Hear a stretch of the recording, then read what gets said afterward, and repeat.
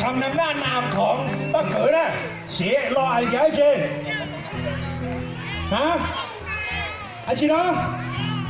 อ๋อฉันเลยอาจารย์นะโอเคแจกขนม4 ชิ้นให้กับน้องๆที่มานะครับอาจารย์เนาะต่อไปนี่จะคู่4 คนหรือไม่ล่ะรอบนอมวกขนมแจกนะมวบเปล่าเล็งนะที่ฉีดเปล่าเล็งของคู่อ๋อเล็งยกปลาอ๋อเล็งยกประจำปล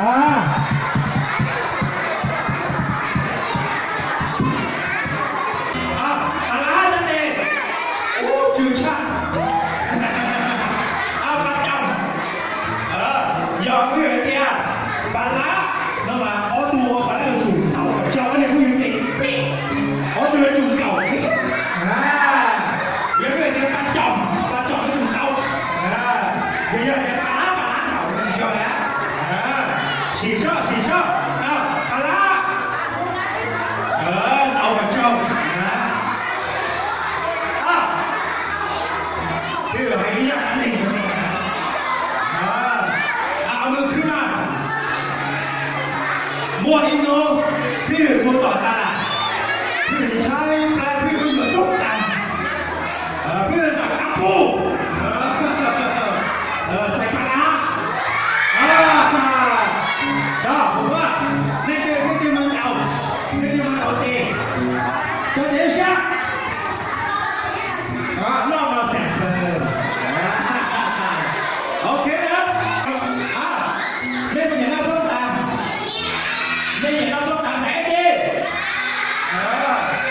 ส้มตำมาข้าวชุดเลยอยู่ใส่ปลาจ่องไหนนี่คือมันเอาตี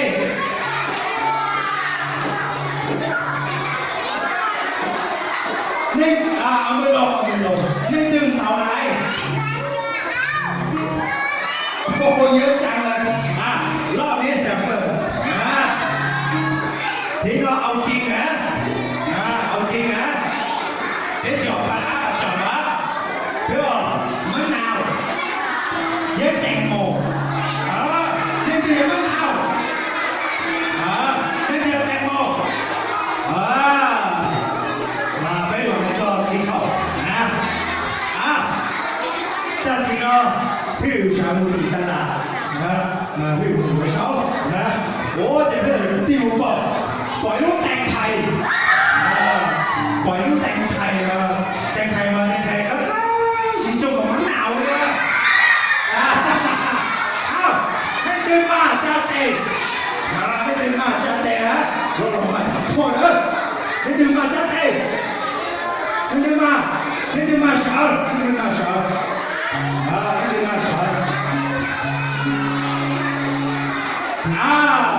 เด็กจะเด็กมะละกอกล้วยส้ม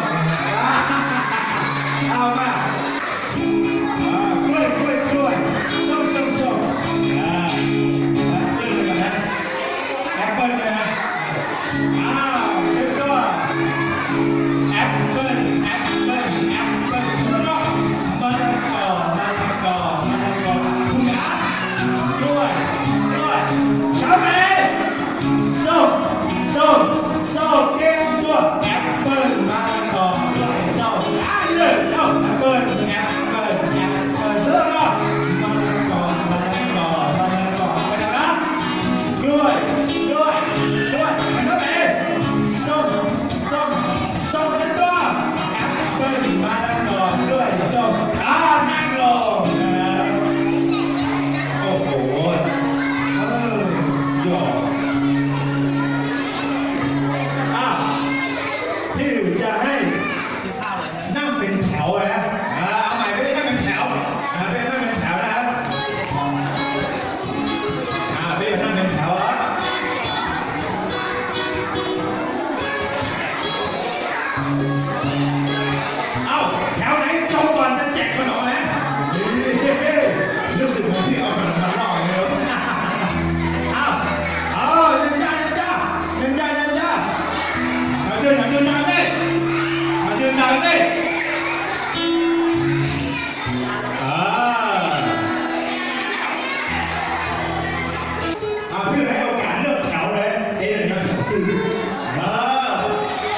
ไม่有心情嘅，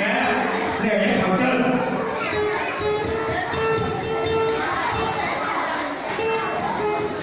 OK， 呢次都好，พร้อมไหมพร้อมไหม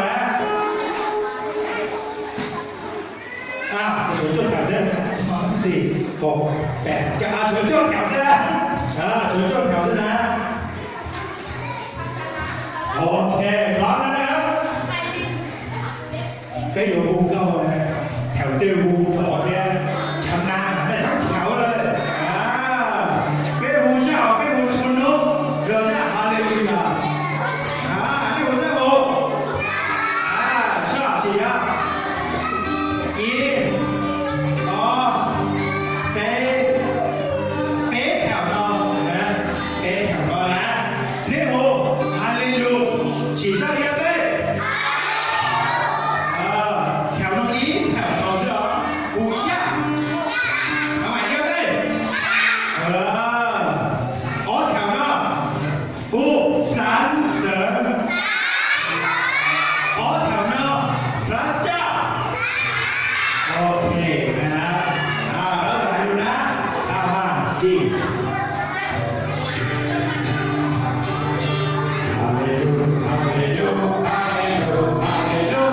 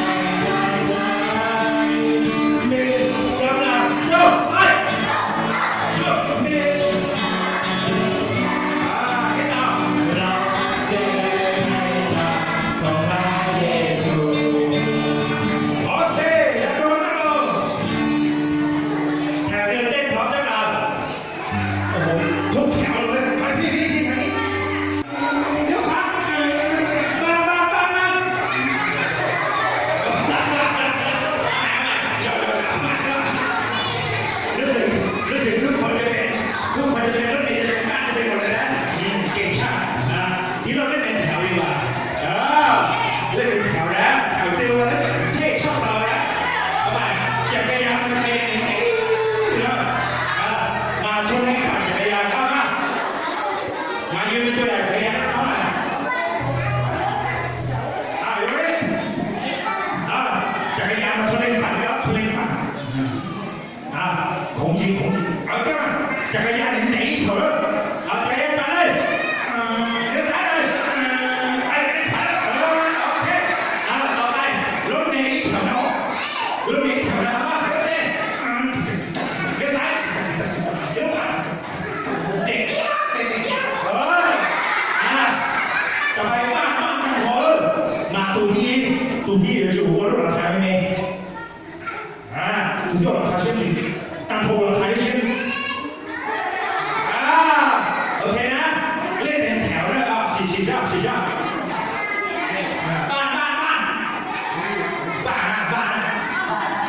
บ้านจะไปเชื่อบ้านมาแล้วพี่จะดูแล้วแล้วก็จะให้พี่เป้มาตัดสินนะไอเดียแถวคุณรู้ก็ชอบแบบอะไรกันพี่เป้อย่างไรชิมมาใช้เลยเตรียมตัวรถเมล์เลี้ยวซ้าย